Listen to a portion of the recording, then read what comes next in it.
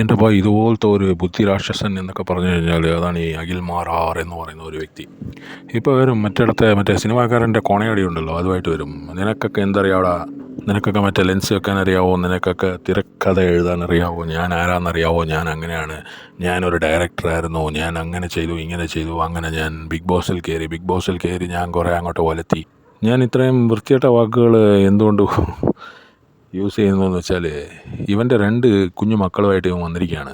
എനിക്ക് ഇവൻ്റെ മറ്റേ ലൈവ് കണ്ടപ്പോൾ ശരിക്കും മറ്റേ കള്ളം പവിത്രൻ എന്തിനണ്ണാ ആ ഒരു ഫീലർ എനിക്കറിയാമായിരുന്നു. അണ്ണ ഇങ്ങോട്ട് തന്നെ വരുമോ. എടീ, നിനക്ക് പറഞ്ഞാൽ മനസ്സിലാവില്ല എനിക്കുള്ള ഇപ്പോഴത്തെ ഒരു സുഖമെന്ന് പറഞ്ഞാൽ, ഞാൻ മറ്റേ ഒരു സ്ഥലത്തുള്ള ആൾക്കാരെ നാണം കെടുത്തൊന്നുമല്ല. എന്താണെന്ന് വെച്ചാൽ മറ്റേ തിരുവനന്തപുരം സ്ലാങ് ഉണ്ടല്ലോ, കൊല്ലം തിരുവനന്തപുരം, അങ്ങ് തള്ളി മറിക്കുകയാണ്. എന്തിരപ്പി എന്നൊക്കെ പറയാനാണ്. കൊച്ചുകുട്ടികൾ കമൻറ്റ് വായിക്കുന്നു.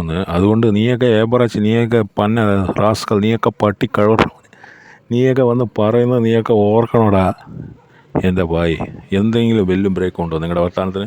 എൻ്റെ മക്കളെ, നമ്മുടെ പറമ്പിലൊക്കെ വന്ന് തൂറി വെച്ചിട്ട് പോയില്ലേ പട്ടികൾ, അതിനോടൊക്കെ നമുക്ക് പറയാം നീയൊക്കെ ചന്തി കഴിയിട്ട് എന്ത് ഓളയൊക്കെയാണെന്ന്. ഇവനെയൊക്കെ എന്താണ് പറയേണ്ടത്? അഖിൽ മാരാർ പുള്ളിക്ക് ഇപ്പോൾ BJP കയറിയതോടെ മറ്റേ ഉപ്പ എന്നൊക്കെ വിളിക്കുന്ന ആൾക്കാരെല്ലാം തീവ്രവാദികളാണ്. പുള്ളിയുടെ ആ ലൈവിൽ നിങ്ങൾ ശ്രദ്ധിച്ചു കഴിഞ്ഞാൽ മനസ്സിലാക്കാൻ പറ്റും. നിൻ്റെയൊക്കെ വീട്ടിൽ ഉമ്മ ഉണ്ടാവുമല്ലോ, അല്ല അമ്മ ഉണ്ടാവുമല്ലോ, ഉപ്പ ഉണ്ടാവുമല്ലോ. തനിക്ക് സത്യത്തിൽ ബോധം എന്ന് പറയുന്ന സാധനം തനിക്ക് ഇല്ല എന്നുള്ളത് എനിക്കൊക്കെ നേരത്തെ അറിയാം. ഞാൻ പിന്നെ ഈ ബിഗ് ബോസ് സമയത്ത് ഈ മയറിനെ കുറേ സപ്പോർട്ട് ചെയ്തിട്ടുണ്ട്. എന്താണെന്ന് വെച്ചാൽ ഇവൻ മികച്ചവനായതുകൊണ്ടല്ല, അവിടെ ഉള്ള മറ്റേതെല്ലാം പാഴാണ്. അവിടെ ആ കൂടെ സപ്പോർട്ട് ചെയ്യാൻ പറ്റുന്ന മറ്റേ സിജുവാണ്. സിജുവിനെ സപ്പോർട്ട് ചെയ്തത് എന്തിനാ? ബിഗ് ബോസിൽ ശോഭയും മറ്റേ ജുനൈസ് ഈ 2 പേരുള്ളതുകൊണ്ട് മാത്രം വിജയിച്ച ഒരു വ്യക്തിയാണ് ഈ അഖിൽ മാരാർ എന്ന് പറയുന്ന ഈ ഒരു പാഴ്. എന്താണ് സിനിമയുടെ പേര്? താത്വിക അവലോകനം. എന്താ പറയുക, തെറിയാണ് വായിൽ വരുന്നത്. പോട്ടെ. പിന്നെ തൊപ്പിയായിട്ട് കോർത്തു. തൊപ്പീനെ വിളിച്ച് നിനക്ക് ചർച്ച ചെയ്യാൻ പറ്റുമോ, മറ്റേ റഷ്യയെക്കുറിച്ച് ചർച്ച ചെയ്യാൻ പറ്റുമോ, മറ്റേ ഉട്ടോപ്പിയെക്കുറിച്ച് ചർച്ച ചെയ്യാൻ പറ്റുമോ എന്നൊക്കെ പറഞ്ഞ് അവനെ കുറേ പേടിപ്പിച്ച്, ഇങ്ങനെ അതായത് ആർക്കും പറ്റാത്ത കാര്യങ്ങൾ അതിലൊക്കെ ഇയാൾ പുലിയാണ്, ഇയാൾ ഭയങ്കര സംഭവമാണ്. അതിനെ ഏറ്റുപിടിക്കാൻ ഇയാളുടെ ഭാര്യയും മറ്റേ മക്കളും അവരൊക്കെ അവരുടെ ഒരു തലവിധിയാണ്. അപ്പോൾ അതുപോലെ തന്നെയാണ് നമ്മുടെ മലയാളി സമൂഹം എന്നൊക്കെ വിചാരിക്കുകയാണെങ്കിൽ, മോനെ അഖിൽ മാരാർ, നീ പോയി ഒരു വെച്ചു കൊടുക്കുക എന്നേ പറയുള്ളൂ. അല്ലാതെ നിന്നോട് എന്താ പറയുക? എന്തൊരു ജന്മമൊക്കെയാണെന്ന് ഈ ഒരു കാലഘട്ടത്തിൽ വന്നിട്ട്. അതായത് അവൻ പറയാൻ ഉദ്ദേശിച്ച സംഭവമൊക്കെ എനിക്ക് മനസ്സിലായി. പണ്ടത്തെ ഈ അമ്മൂമ്മമാരൊക്കെ പറയാറുണ്ട്, പണ്ടത്തെ കാലത്ത് അതൊന്നും പ്രശ്നമില്ല. ഈ അപ്പോക്കലിപ്റ്റോ എന്ന് പറയുന്ന ഒരു സിനിമയുണ്ട്. അതൊരു ക്ലൈമാക്സിൽ നിങ്ങൾ ചെന്ന് നോക്കിക്കഴിഞ്ഞാൽ അറിയാൻ പറ്റും. ഒരു കിണറിനകത്ത് ഇരുന്നിട്ടാണ് ആ മറ്റേ പടത്തിലെ ആ ഹീറോയിൻ പ്രസവിക്കുക.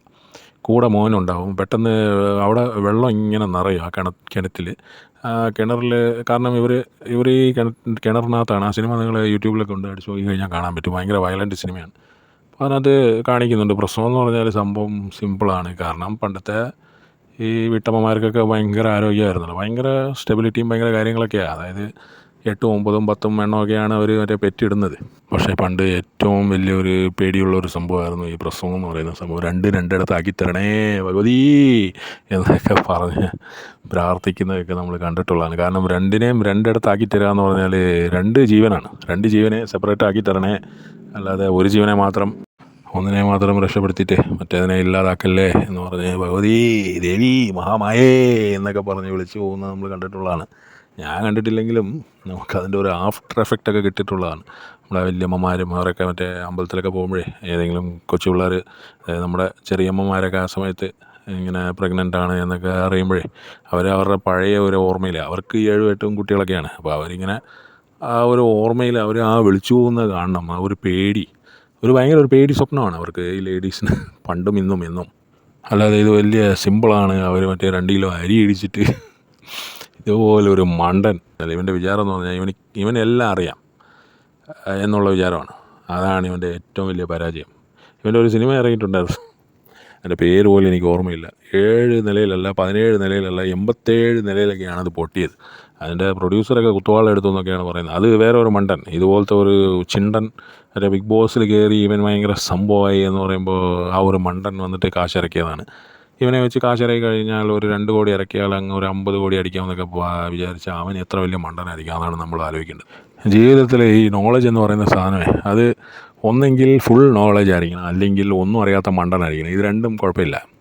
പക്ഷേ ഈ ഇടയ്ക്ക് കിടന്നിട്ട് എനിക്കെല്ലാം അറിയാം, ഞാൻ ആരാ സംഭവം, ഞാൻ ആരാ മോൻ എന്ന് പറയുന്ന നടക്കുന്ന കുറേ അലവലാതി മക്കളുണ്ട്.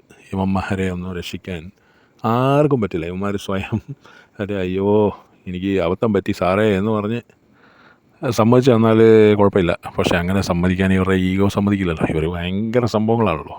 അതുപോലത്തെ ഒരു ഊളയാണ് ഈ അഖിൽമാരാർ. ആ പെണ്ണും പിള്ളയും മറ്റേ 2 കൊച്ചുങ്ങളെയും കൊണ്ടുവന്നിട്ട് ലൈവ് എന്ന് പറഞ്ഞ് അവിടെ ഇരുന്നിട്ട് മറ്റേ കമൻ്റ് ഇടുന്നവന്മാരെ ഇയാൾ തെറി വിളിക്കുകയാണ്.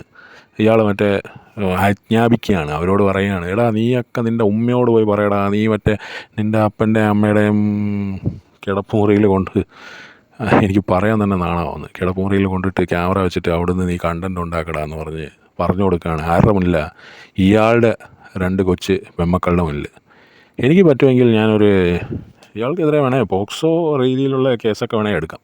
കാരണം അത്രയ്ക്കും വൃത്തികെട്ട പരിപാടിയാണ് ഇയാൾ കാണിച്ചത്. പോക്സോ എന്ന് പറഞ്ഞാൽ ഇയാളെ പീഡിപ്പിച്ചു എന്നല്ല, 2 കൊച്ച് പിള്ളേരുടെ മുന്നിൽ വെച്ചിട്ട് ഇങ്ങനത്തെ അപരാധിച്ച വർത്തമാനമൊക്കെ പറയണമെങ്കിൽ ഇവൻ്റെ തൊലിക്കട്ടിയും, ഭാര്യ മിനി കൂപ്പർ ഓടിക്കുന്നു, ഞാൻ മറ്റേ BMW ബൈക്ക് ഓടിക്കുന്നു, ഞാൻ ആരാ മോൻ, അല്പന അർത്ഥം കിട്ടിയാന്നൊക്കെ ഉള്ള പറയുന്ന പറച്ചിലൊക്കെ ഇപ്പോഴാണ് സത്യമാവുന്നത്.